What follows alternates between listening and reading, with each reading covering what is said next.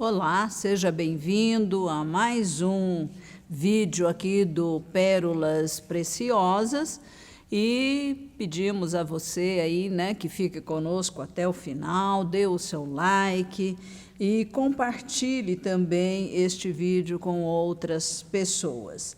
Aqui o nosso propósito é ler um texto bíblico e comentar, extraindo desse texto as lições importantes que estão ali ocultas, e nós queremos descobri-las, porque essas lições são princípios espirituais que não mudam e devem estar aí, influenciando todos os nossos pensamentos e decisões.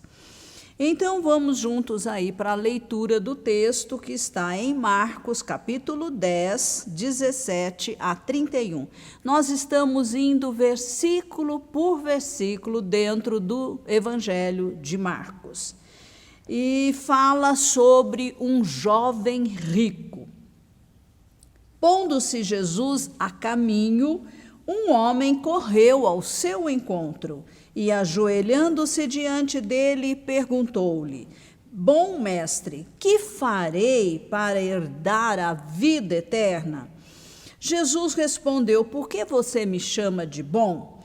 Ninguém é bom a não ser um, que é Deus.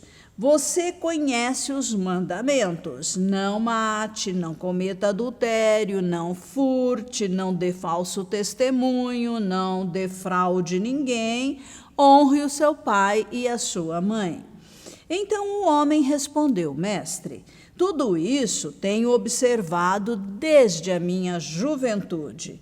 E Jesus, olhando para ele com amor, disse: Só uma coisa falta a você. Vá, venda tudo o que tem, dê o dinheiro aos pobres e você terá um tesouro no céu. Depois venha e siga-me. Ele, porém, contrariado com esta palavra, retirou-se triste, porque era dono de muitas propriedades. O perigo das riquezas. Então Jesus, olhando ao redor, disse aos seus discípulos: Como é difícil para os que têm riquezas entrar no reino de Deus. Os discípulos estranharam estas palavras, mas Jesus insistiu em dizer-lhes: Filhos, como é difícil entrar no reino de Deus. É mais fácil um camelo passar pelo fundo de uma agulha do que um rico entrar no reino de Deus.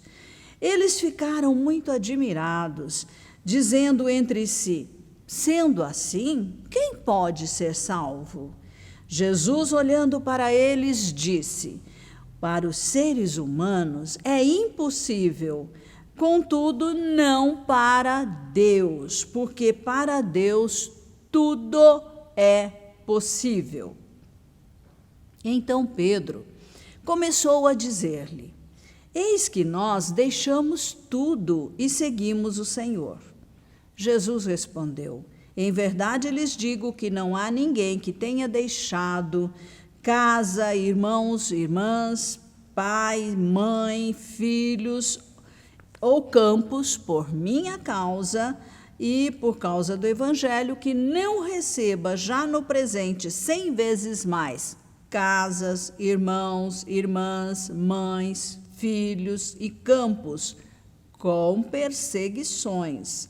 E no mundo por vir receberá a vida eterna.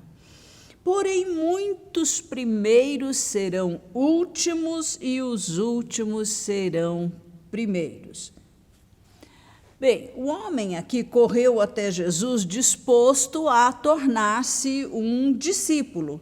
O fato de ajoelhar-se mostra que ele era intenso e sincero.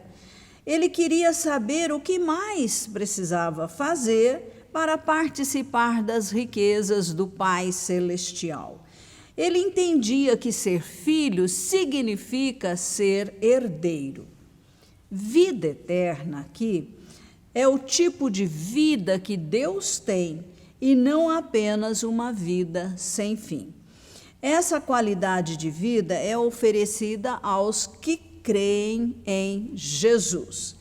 Deus é absolutamente bom e todo filho deve se parecer com seu Pai Celestial. O alvo é elevado e só podemos alcançá-lo através de um novo nascimento espiritual em nosso espírito. Em nossa alma ou personalidade, passamos por um processo de transformação segundo a imagem de Cristo, que leva a esse processo toda a nossa existência terrena. Essa perfeição é mais do que a ausência de pecado, pois fala do fruto do Espírito em nosso caráter. Filipenses 2,13 diz: porque Deus é quem efetua em vocês tanto o querer como o realizar, segundo a sua boa vontade. O homem não tinha a devoção suficiente ou que chegasse até ao alto sacrifício, que deve caracterizar os verdadeiros discípulos de Cristo. Provavelmente, ele se contentaria em seguir Jesus, escutar os seus ensinamentos, seus discursos e aplaudir seus milagres. Jesus o convidou para ser seu discípulo, mas ele entendeu que o preço era alto demais. Esse ensinamento, ele é árduo e não devemos suavizá-lo em qualquer sentido. Essa verdade tem uma aplicação vital à igreja, sobretudo no tempo em que o Evangelho de Marcos foi escrito à igreja. A igreja, naquela época, perseguida e aflita, precisava de ser lembrada que tais condições eram esperadas, das comunidades dos verdadeiros discípulos. Por tesouro no céu, não devemos entender coisas materiais, mas o tesouro consistirá da natureza e da imagem de Cristo que serão formadas em nós. Jesus não suavizou a sua mensagem ou as suas exigências, a fim de conquistar mais um discípulo. Jesus não titubeou diante da possibilidade de perdê-lo. Jesus se preocupou em dizer a verdade sobre o verdadeiro discipulado que conduz à vida eterna. A crença fácil da igreja moderna, hoje evangélica, que exige tão pouco das pessoas, mas basta lá, ergue a mão e diz que você está aceitando Jesus. Ou então repete essa confissão comigo, e a pessoa faz no automático, sem uma verdadeira convicção. A vida e a confissão devem andar alinhados. Não basta confessar, precisa viver à altura desta confissão. Jesus olhou para o homem com simpatia, pois viu que sua busca era sincera, embora fosse imatura. O homem precisava resolver a sua questão do seu apego às riquezas. Ele era excessivamente apegado ao dinheiro. O que existe em nós que precisa ser resolvido a fim de nos tornarmos autênticos discípulos de Cristo? Este homem considerou a condição do discipulado imposta por Jesus como uma condição impossível. O amor ao dinheiro é a raiz de todos os males. O homem havia feito do dinheiro o seu verdadeiro Deus. É um erro juntar tesouros aqui na terra, os quais se decompõem. Ninguém pode servir ao tirano material e a Deus ao mesmo tempo. Deus cuida dos lírios do campo e dos pardais, por que não cuidaria de nós? É próprio dos incrédulos buscar riquezas e confortos terrenos.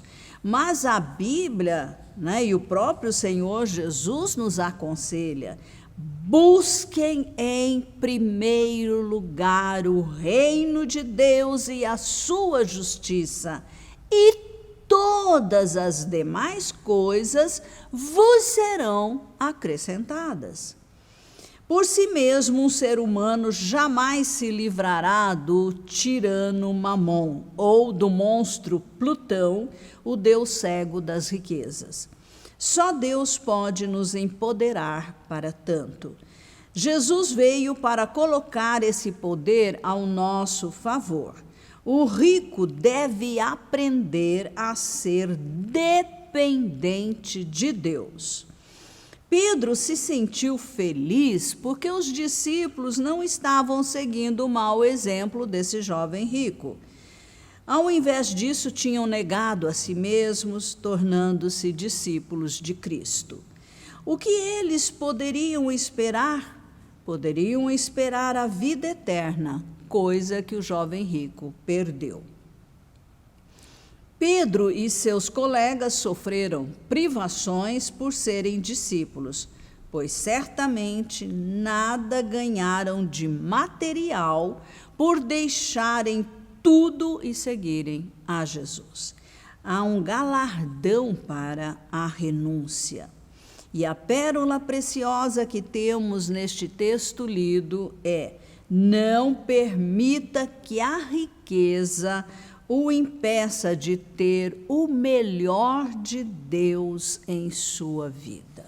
Vamos sempre escolher em primeiro lugar o reino de Deus, aquilo que Deus já projetou para nós, e as outras coisas virão ou não virão, tudo vai depender aí de Deus, da vontade soberana dele. Mas nós estaremos contentes, primeiramente, com a nossa salvação em Cristo Jesus. Que você possa entender essa mensagem, entender esse princípio, colocar em prática na sua vida, para que você desfrute de um verdadeiro discipulado com o Senhor Jesus Cristo. Amém.